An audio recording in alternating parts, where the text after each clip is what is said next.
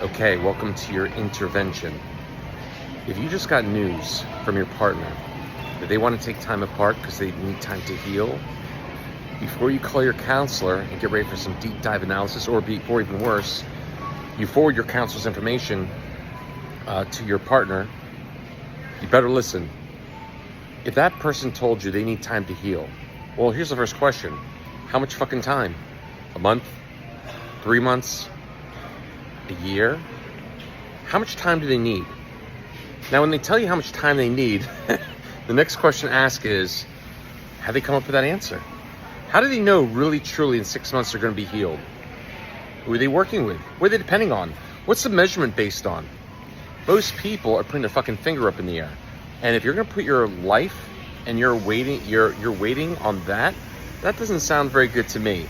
And before you spend a lot of time doing deep dive analysis and inner child work with your counselor and therapist to figure out why this keeps happening to you, first thing to do is get yourself out of a stupid fucking situation. So the first question is, how sincere really is your partner about what they're doing? Listen, people are not complicated. Everyone's looking for love and looking to avoid pain, okay? And no matter what they told you, I don't give a fuck what they're telling you, that person's still looking for love.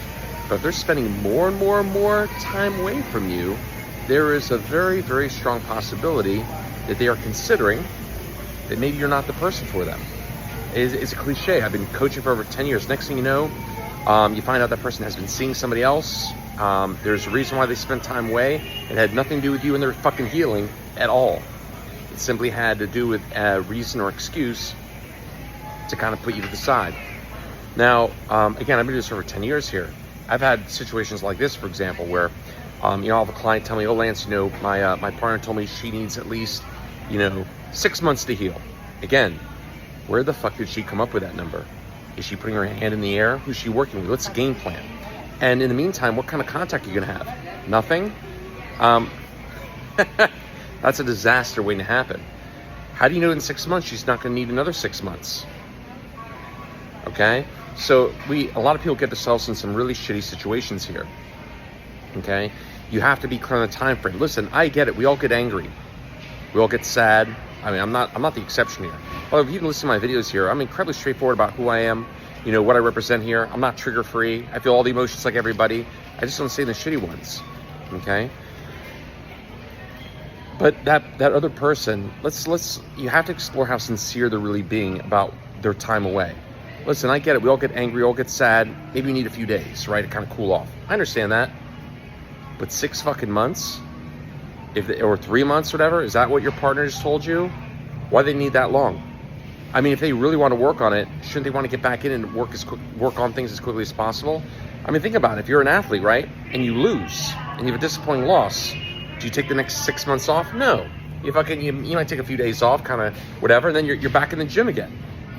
If that person's really sincere, it should not be some kind of long, crazy, drawn out event here, okay? If they're really sincere, it shouldn't be that fucking long, okay?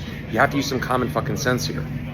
And again, here's the problem. If in the meantime, while you're playing the waiting game, you're spending your time with a counselor, therapist, talking things to fucking death, all you're doing is making yourself more fearful.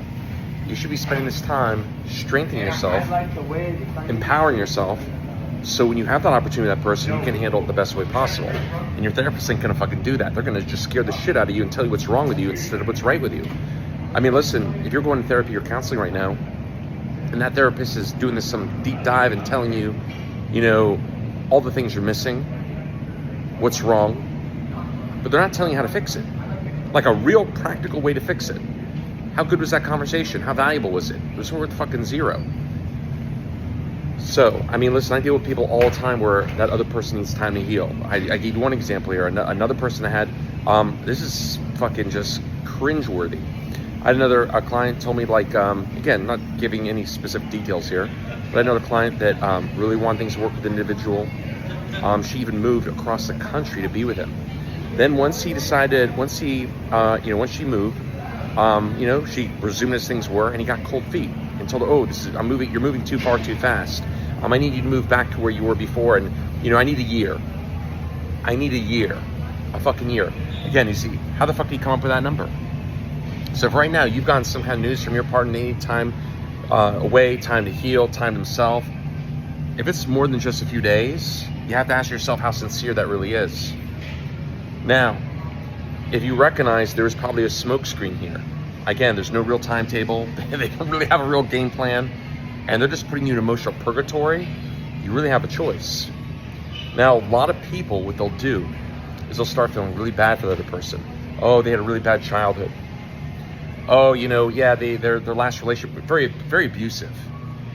Listen, life is too short for fucking projects.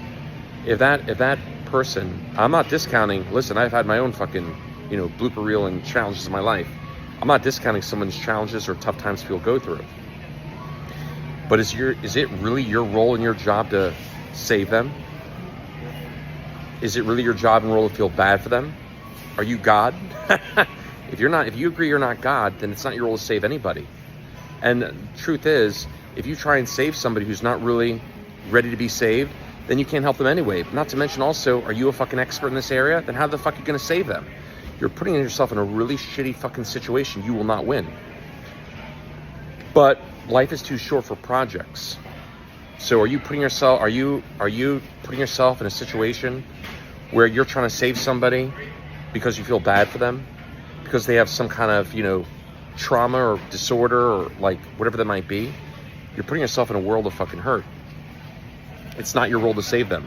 I mean, unless you're Lord and Savior Jesus Christ, then you have to agree that's just not, quite frankly, your role. So why are you doing that?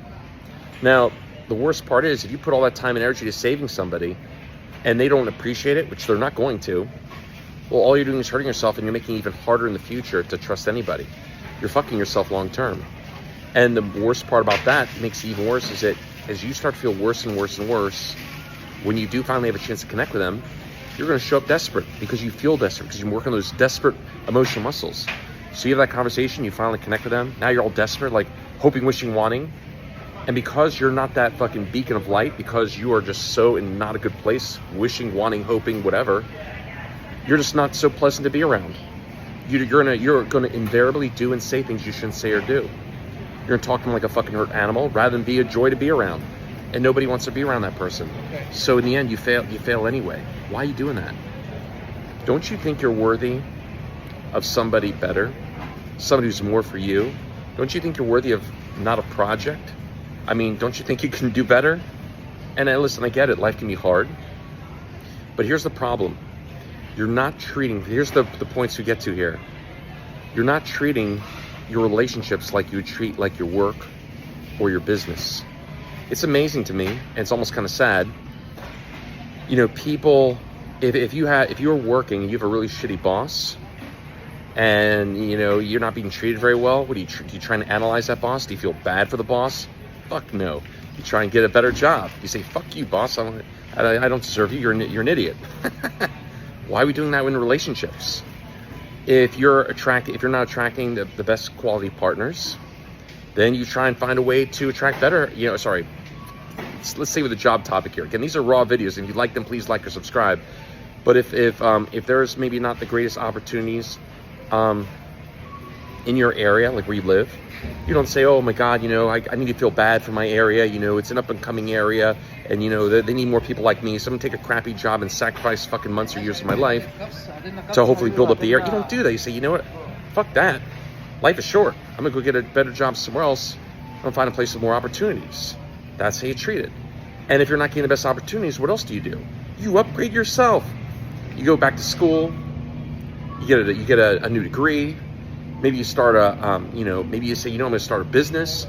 You don't fucking give up, and you don't relegate yourself or feel bad because you leave a crappy fucking job. You say, "Fuck you, shitty job. I'm going to some place that is deserving and worthy of me, a place that is going to give me the opportunities I want and desire." That's how you handle your work and business.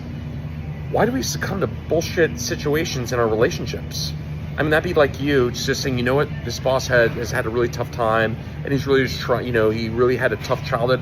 Fuck that. You're like, "You know what? I'm not going to do that." So I would highly encourage you to start looking at your life, your relationship life in this very similar parallel. And like, I get it, if you're missing certain educational pieces that it's making it harder to succeed, then fucking upgrade yourself. Take a fucking course. Don't be fucking cheap. Take a fucking real course and learn how to do the things or show up in a certain way that will upgrade your opportunities. Really, think of yourself like an athlete in the sport of fucking life. Athletes get the best fucking coaches. Athletes fucking train. Athletes don't feel fucking bad for their opponents. Stop feeling bad for these challenging individuals you're coming across.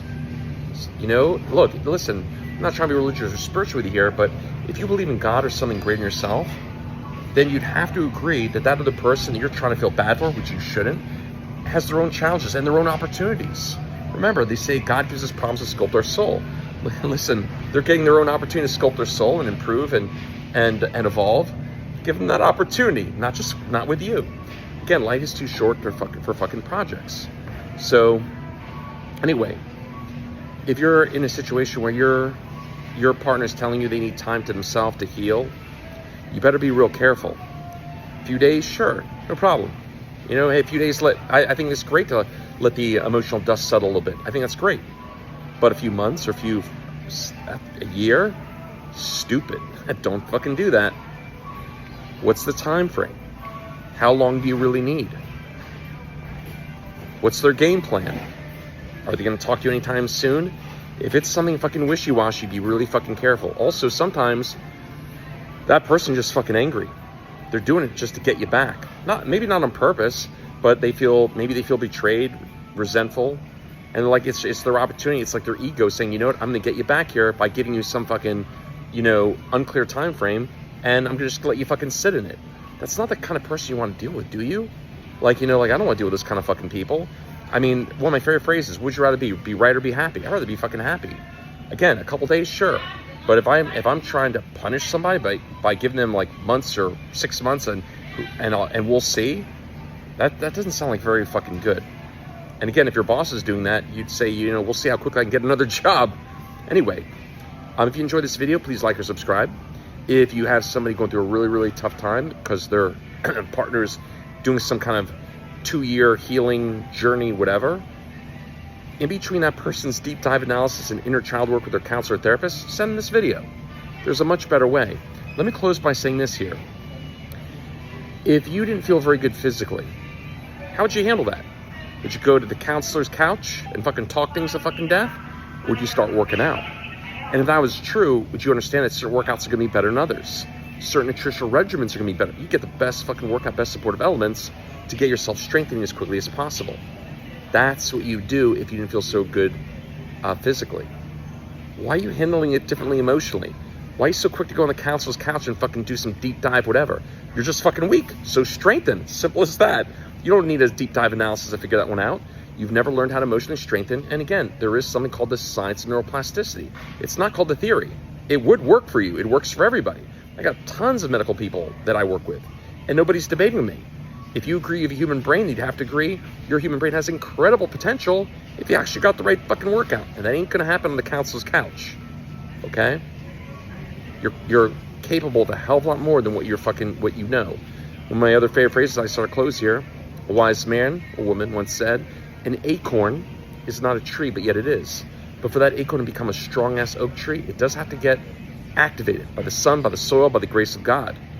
Are you really activating your potential? Or are you just fucking sitting there complaining? If you're just sitting there fucking complaining, it's later than you think. Complaining just leads to more fucking complaining. Do something about it. Do the right thing. Stop trying to YouTube your way to the fucking winner's circle. Stupid. You're not gonna, books don't talk back to you, neither do videos. Stop being fucking lazy. Don't be cheap yourself. Find who you believe is the very best person, work with them, and call it a fucking day and enjoy your life. Okay? Embed in all challenges and incredible opportunities. This is yours. What the fuck are you waiting for? Go do something real today. Anyway, have a beautiful day. Ciao for now.